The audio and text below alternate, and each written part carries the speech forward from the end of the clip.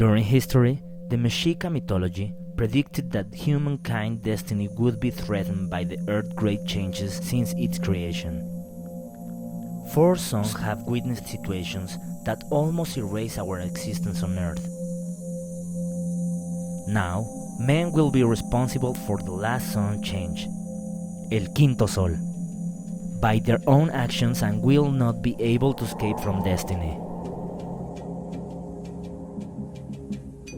During the chaos, the world gives us an archetype, the man archetype, the redemptor of history mistakes, full of hope, strength, and determination to achieve the extraordinary. This is where our trip to Tizca begins, where a simple event can awake the hero you have hidden, and the simplicity of life just happens.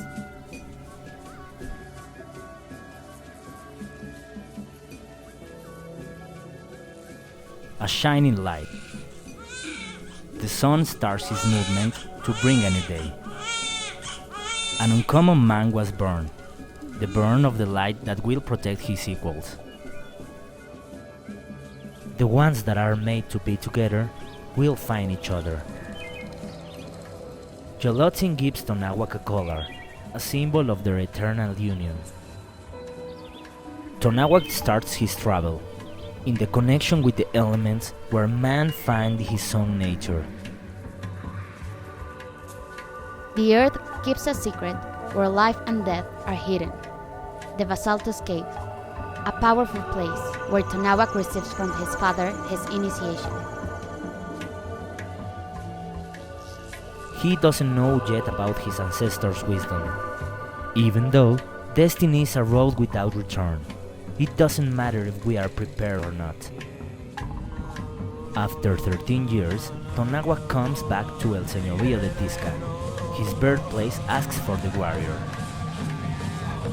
Yolotzin asks her father to eliminate sacrifices and slavery, moved by the suffering that causes. Her father announces the end of slavery and the celebration of El Quinto Sol, where Siguapili will find the man she is destined to.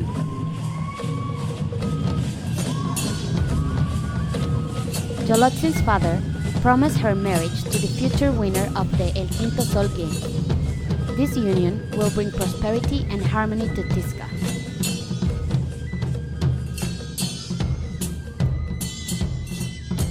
Tonahuac triumphed over his opponents. The Aztec warriors notice his bravery. He wins Quinto Sol games with ability and honor. The archetype survives over and over again, achieving the impossible. Tonahuac is Tizca's favorite warrior, and the trophy isn't just Yolotzin, but also Tizca's heart and future. Are they men or ruthless gods? Gods of death and misery, gods looking for new lands and slaves. The great Tenochtitlan falls down, and the señores of Tlaxcala and Cholula give up. Moctezuma can't stop them. Tizca is getting ready for war. Tonahuac, the warrior, heads the army. The disgrace covers Tizca and its inhabitants. The darkness is getting closer and will swallow the shining moments of Señorío. Tizca is falling down along with the conqueror. War, death, desolation. Tizca Señorío succumbs to horror. It quietly takes her life.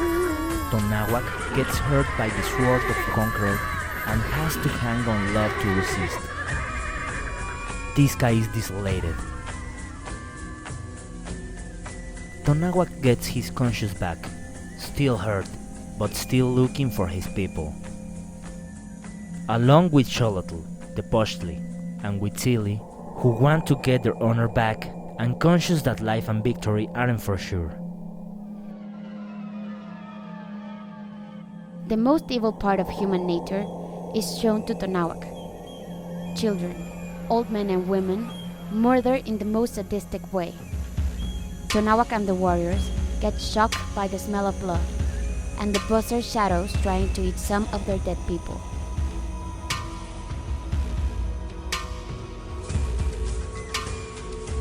Disgusted by the conquerors, suffering by the loss of Tisca people, angry of not being able to save them, but determined to save the rest of Tisca.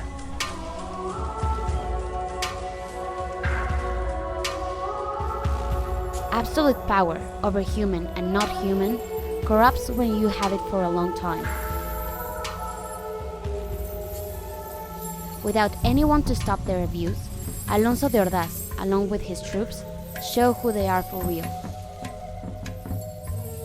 Yolotzin gets captured by Don Alonso, and her appearance seduces the conqueror. But Yolotzin doesn't care about who has the power. But the conqueror knows that torture will break her.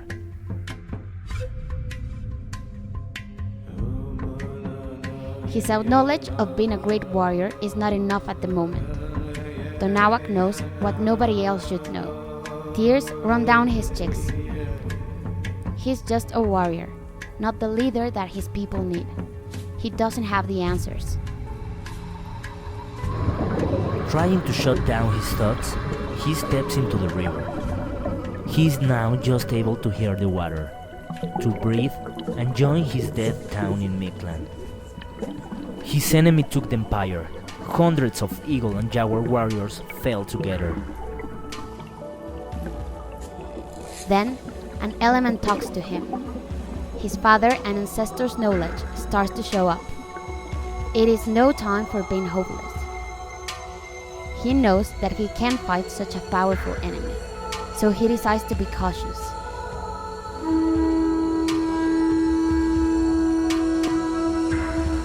Life is not secure at war.